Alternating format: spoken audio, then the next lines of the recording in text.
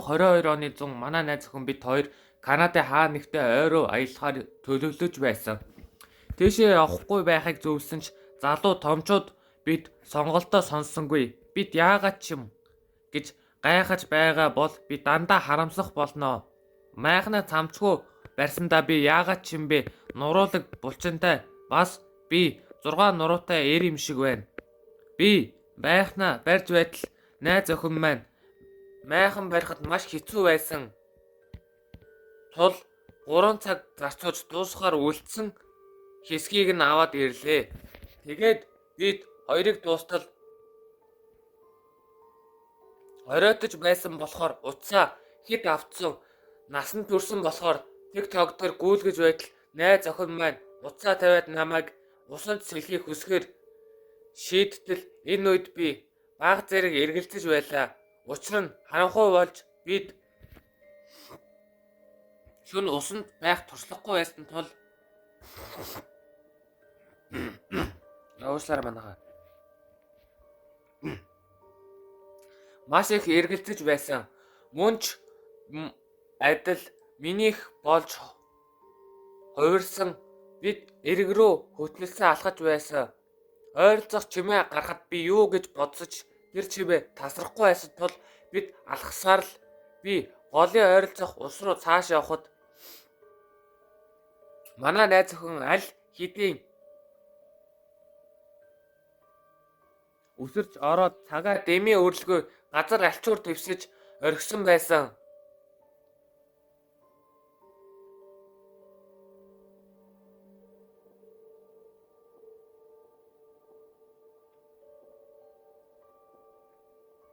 Тэр бие дээш өргөөд инээгээд бид усанд орж байсан чинь тэр над руу хараад зогсоо гэж дуудтал цээжин дээр минь тогшиж байсан. Миний харсан зүйл өнөөдрийг хүртэл сэтгэлийг минь хөдөлгсөөр байна. Би эрэг дээр зогсож байсан. Өндөр залууг бидэн рүү харж байхыг харсан. Тэр бас хачиргалтай бүжиглэж байсан ч намайг хамгийн ихээр айлгаж байсан зүйл бол би эргээд залуухаа эргэж хартал найз охин маань бидэн рүү эргэж харав. Тамирчин насан туршид бид голын нөгөө эрэг рүү сэж бурхан талархаж тэр зун усан сэлэлтийн хичээлд сууж эрэг дээр очиход уцаа альчуур дээр орхисноо ойлгосон. Боловч бид ядчил аминд үлдэж дараа нь туслан авах үе гэж санаа зовсон дээр гэж бодлоо. Тэр намайг аниме тоглож байна гэж гар нь өөдөөс хүүхэлдэй шиг хөдөлсөөр байсан. Тэр мөчөд гайхамшгууд байдгийг мэдсэн. Тэр мөчөд тэр хараагүй байхад тэр яг толгойнохоо өндөрт мөчөртэй мөргөлдсөн. 6.5 инч орчим байсан юм уу? Цогоос нь түүнийг цогож унгав.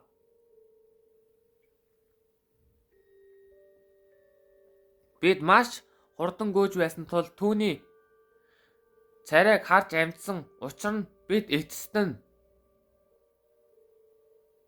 айн төгсгөлд хурж хоосон гудамжийг олж бид зам руу алхаж эхэлсэн. Бөгөөд азар бид машин ойртож байгааг олж харсан.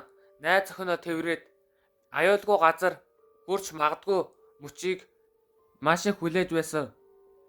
Бидний хажуу зогсол жолооч биднээс юу болсныг асууж найз охин маань бидний хаана авчирсныг эмдэгт хүргэсэн гэж хэлсэн. Бид гүйж байхдаа зүсэгцэн улмаас имжлүүлэгдсэн. Дараа нь цагдаа нар юу болсныг асуусан. Бид тэнд бүгдийг хэлсэн. Хүртэл тэд олдохгүй байгаа. Хүнийг хайж байна гэж хэлсэн.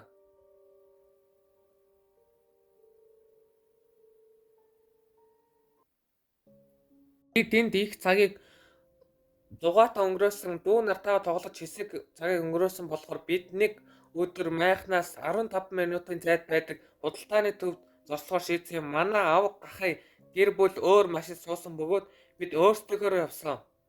Бөгөөд ээж хаашаа явуулсныг бид сайн мэдэхгүй байсан. Гинэт Манай машин замын гол зогссон. Газар юу ч болоогүй. Бөгөөд бид ямар нэгэн байдлаар машина замын хажууд байрлуулж амжсан. Би авга ахын машин сууж байсан эгч рүүгээ залгасан. Тэдний машин 4 хүний судалтай байсан. Тул цагтаа нар татсан гэж хэлсэн бөгөөд 30 орчим минутын дараа машинд 6 хүн сууж байсан. Гэхдээ манай аав гинэ засварцсан ажиллаж эхэлсэн ажиллахаа болсон. Ингээд GPS ажиллахаа болсон гэдгийг санаарай.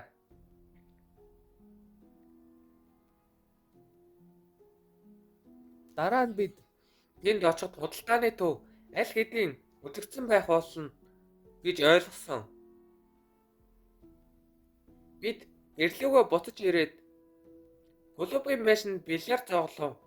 Маргааш өглөө бид тэнд байх байтал худалдааны төв шатаж 50 орчим хүн өгсөн байсныг мэдсэн.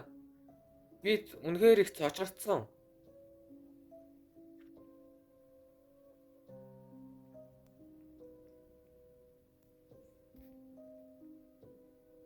Хэрв GPS-гүй байсан бол энэ намайг жихүүд төрүүлсээр байгаа бөгөөд намайг Кевин гэдэг бөгөөд энэ нь өнгөрсөн сард надад тохиолдсон юм. Би өнгөрсөн сард 2 найзтайгаа хамт тусан сууж байгаад нуур далайн эргийн яг хажууд байдаг 2 дахь шөнө би угаалгын өрөө ашиглахаар 00-оос ирлээ. Угаалгын өрөө рүүгээ алхаж байтал намайг харж байгаа юм шиг санагдав. Азар угаалгын өрөө аюулгүй орчихсон. Буцах замдаа араас хурдан хөлийн чимээ сонсогдсон эргэж хартал миний ардаас аимшигтай өндөр хүн шиг дүрсвэлээ. Түүний дүрслээс өөр надад харагдах зорийн ганц зүйл бол гялалцсан улбар шар нүд байсан.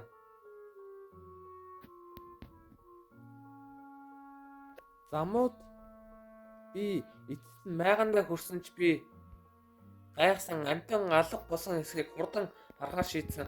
Би тэр өндөр биетэй нуурын нэрэг рүү алхаж элсэнд нүх ухаж эхэлтэл ойрогоо гүөхийг харлаа.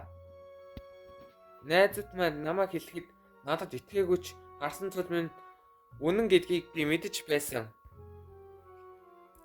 Би чамтай дахин хэзээ ч туршлах хуваалцахыг хүсэхгүй байна.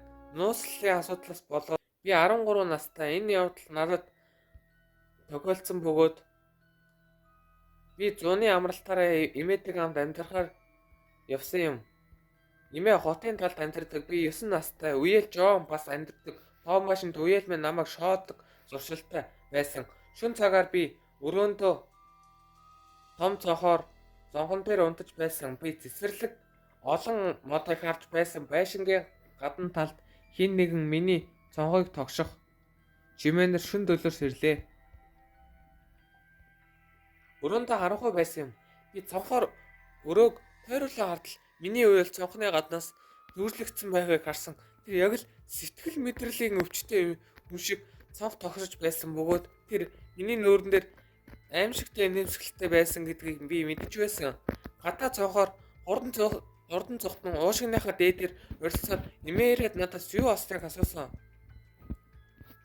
Би түүнд энэ бүгдийг хийсэн чинь чи нэг их санаа зовт хэрэггүй. Миний хувьд бол хэвэн байна. Чамайг харсан ч гэсэн би маш их эргэлцсэн. Би эмээгээс энэ юу вэ гэсэн үгүй гэж асуусан чинь тэгээд дараа нь хэлсэн үг нь миний ой санамжинд үргэлж үлдэх болно. Энэ хотод ямар ч бие махбод бодтой амьдардаг сүнс байдаг гэж хэлсэн. Маргааш нь би гэртээ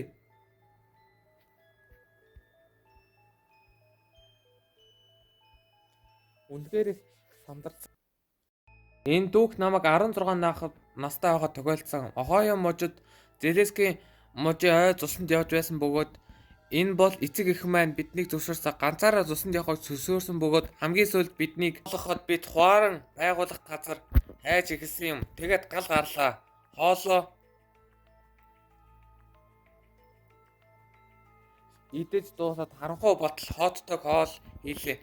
Бид зефир цан аимшиг түүхүүдээр шоолж эхлэв. Би ойгоос